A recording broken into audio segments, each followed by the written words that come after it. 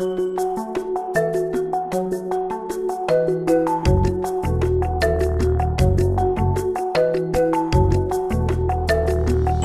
numéro 37 de la JLMB est consacré au droit du travail. J'y épingle 3 décisions.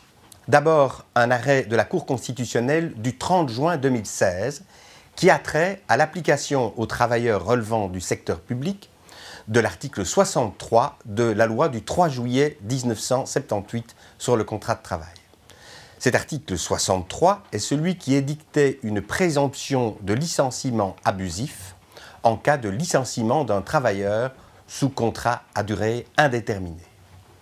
On sait que la loi du 26 décembre 2013, qui a uni les statuts des ouvriers et des employés, a aboli cette présomption de licenciement abusif pour les ouvriers et les employés du secteur privé. Cette loi s'applique dorénavant aussi, dit la Cour constitutionnelle, à tous les employés du secteur public licenciés à partir du 31 mars 2014. 2 arrêts de la Cour du travail de Liège ensuite. Un arrêt du 13 janvier 2016 est annoté par Aurélie Mortier. Il concerne l'application de l'article 47 bis de la loi du 12 avril 1965 sur la protection de la rémunération des travailleurs.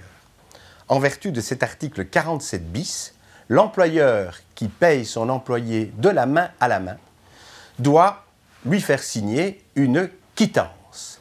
Et à défaut de pareille quittance, le paiement est présumé ne pas avoir été exécuté. Aurélie Mortier commande donc cet arrêt et en profite pour faire un survol général des décisions qui l'ont appliqué. Le deuxième arrêt de la Cour du travail de Liège que je souhaite commenter est lui du 14 avril 2016. Il a trait à la computation du délai de prescription anal contenu dans l'article 15 de la loi du 3 juillet 1978 en matière de contrat de travail, toujours, et ceci particulièrement lorsque, pour la première fois en degré d'appel, l'employeur invoque la violation d'une clause de non-concurrence. Cet arrêt est annoté par Quentin Cordier.